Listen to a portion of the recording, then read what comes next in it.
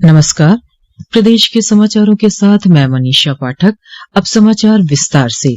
केंद्रीय वस्तु एवं सेवा कर सीजीएसटी कमिश्नरेट लखनऊ के अधिकारियों ने सीजीएसटी के तहत पंजीकृत फर्जी फर्मों के एक नेटवर्क का भंडाफोड़ किया है।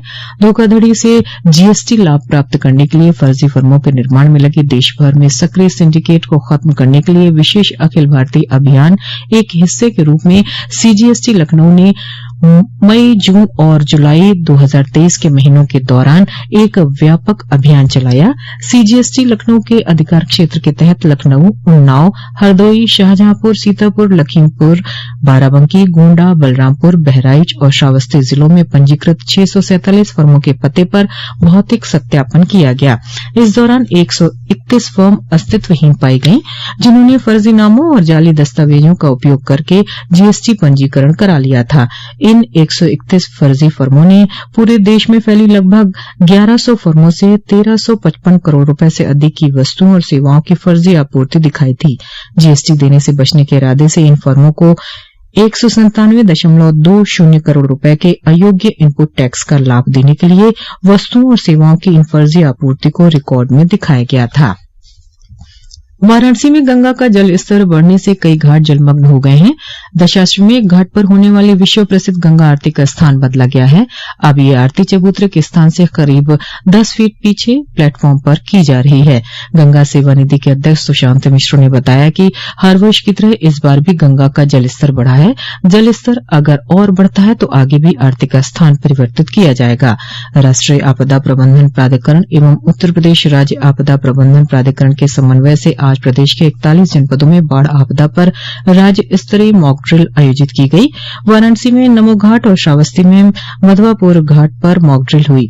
इसके अलावा अयोध्या, अम्बेडकर नगर, गोरखपुर, सिद्धार्थनगर, बलरामपुर, महाराजगंज, गाजीपुर, उन्नाव, बुलंदशहर, कासगंज, बरेली, शामली, गौतम बुद्ध नगर, प्रयागराज, मैनपुरी, शाहजहांपुर और लखनऊ समेत 41 जनपदों में मॉक ड्रिल हुई। पीलीभीत में नारायणपुर टिकरी के आईटीआई कॉलेज में 28 जुलाई को रोजगार मेले का आयोजन जिला सेवा योजन कार्यालय द्वारा किया जाएगा। जिलाधिकारी प्रवीण कुमार लक्षकार ने युवाओं से इसमें बढ़ चढ़कर हिस्सा लेने की अपील की। मुरादाबाद के मैनाठेर के पास आज जीसीएम और ट्रैक्टर ट्रॉली की टक्कर में 4 लोगों की मौत हो गई और कई लोग घायल हो गए। मुख्यमंत्री योगी आदित्यनाथ ने सड़क हादसे में हुई जनहानि पर गहरा दुख प्रकट किया है। रामपुर जिले के थाना ढकिया क्षेत्र में कल 5 बच्चों की डूबने से मृत्यु हो गई। हादसा ग्राम पंचायत गदभर पट्टी के पास गांव कहनी में हुआ। पुलिस ने बताया कि गांव के कुछ बच्चे बकरी के चराने गए थे, जहां वे ईंट भट्टे के पास बने गड्ढे में भरे पानी में नहाने चले गए। गड्ढे की गहराई अधिक होने के कारण 4 बच्चियों और 1 बच्चे की डूबने से मृत्यु हो गई। बहुजन समाज पार्टी आगामी लोकसभा चुनाव में किसी भी दल के साथ गठबंधन नहीं करेगी और अकेले चुनाव लड़ेगी। बसपा अध्यक्ष मायावती ने कल प्रेस वार्ता में इसकी घोषणा की। मुख्यमंत्री योगी आदित्यनाथ ने आज लखनऊ में उत्तर प्रदेश लोक सेवा आयोग द्वारा चयनित 39 डिप्टी कलेक्टर और 93 पुलिस उपाधीक्षकों समेत 700 अधिकारियों को नियुक्ति पत्र वितरित किए। इस मौके पर मुख्यमंत्री ने कहा कि मुझे खुशी है कि 21वां नियुक्ति पत्र वितरण समारोह हो रहा है। मात्र 10 माह के भीतर परीक्षा परिणाम देकर नियुक्ति पत्र दिया जा रहा है। उन्होंने कहा कि इस भर्ती प्रक्रिया में कोई विशेष क्षेत्र, जाति, धर्म नहीं दिखता है।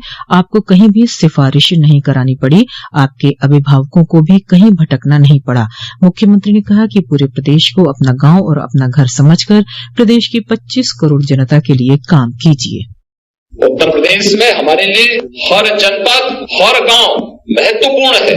हम उसको कमतर आंक करके नहीं देख सकते। 25 करोड़ की जनता के लिए हमें कार्य करना है। उनकी अपेक्षाओं पर हमें खरा उतरना है। कोई सिफारिश की आवश्यकता नहीं। आपकी योग्यता और आपकी क्षमता के अनुसार शासन आपको नियुक्ति दे रही है, विभाग आपको नियुक्ति दे रही है। और जहां पर थोड़ी भी भेदभाव की शिकायत स्वयं भी विभागीय स्तर पर आती, विभागीय मंत्री कार्रवाई करता है। अगर कहीं भी कोताही बरत दी जाती है तो मैं स्वयं ही उस पूरी प्रक्रिया में हस्तक्षेप करके कार्रवाई करने में कोई संकोच नहीं करता हूं। मुख्यमंत्री योगी आदित्यनाथ 22 जुलाई को बिजनौर में विदुरकुटी और मुजफ्फरनगर में शुकतीर्थ से पौधरोपण अभियान का शुभारंभ करेंगे। इस अवसर पर जल शक्ति मंत्री स्वतंत्र देव सिंह और वन मंत्री डॉ अरूण सक्सेना भी उपस्थित रहेंगे। वन मंत्री डॉ अरूण सक्सेना ने लखनऊ में आयोजित पत्रकार वार्ता में बताया कि पौधरोपण अभियान 2023 में प्रदेश का लक्ष्य 35 करोड़ का है। समस्त विभागों एवं स्वयंसेवी संस्थाओं और जनप्रतिनिधियों के सहयोग से 22 जुलाई को एक दिन में 30 करोड़ पौधों का रोपण किया जाएगा। इसके बाद 15 अगस्त 2023 को स्वतंत्रता दिवस के शुभ अवसर पर 5 करोड़ पौधे लगाए जाएंगे। उन्होंने कहा कि प्रदेश के सभी मंत्री नामित जनपद में जाकर पौधरोपण कार्यक्रम में शामिल होंगे। शासन की ओर से अपर मुख्य सचिव और प्रमुख सचिव स्तर के अधिकारियों को आवंटित जनपद में पहुंचकर पौधरोपण अभियान का संचालन करने का निर्देश दिया गया है। लद्दाख के सियाचिन ग्लेशियर में कल शहीद हुए लखनऊ के आलमनगर निवासी कैप्टन डॉक्टर अंशुमान सिंह का पार्थिव शरीर आज विशेष विमान से लखनऊ पहुंचा। लखनऊ में श्रद्धांजलि देने के बाद उनका पार्थिव शरीर पैतृक आवास देवरिया ले जाया गया। मुख्यमंत्री योगी आदित्यनाथ ने शहीद हुए कैप्टन अंशुमान सिंह को भावभीनी श्रद्धांजलि दी है।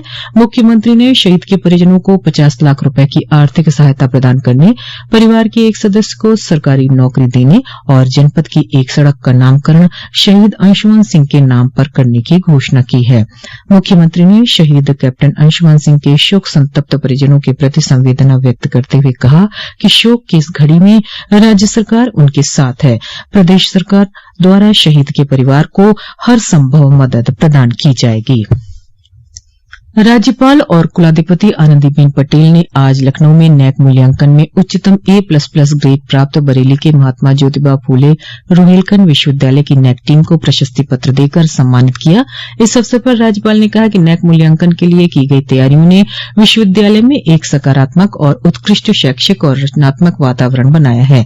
उन्होंने कहा कि विश्वविद्यालय आगे नेशनल इंस्टीट्यूशनल रैंकिंग फ्रेमवर्क और QS वर्ल्ड रैंकिंग के मूल्यांकन मानकों पर तैयारी करके अपना प्रतिवेदन प्रस्तुत करे।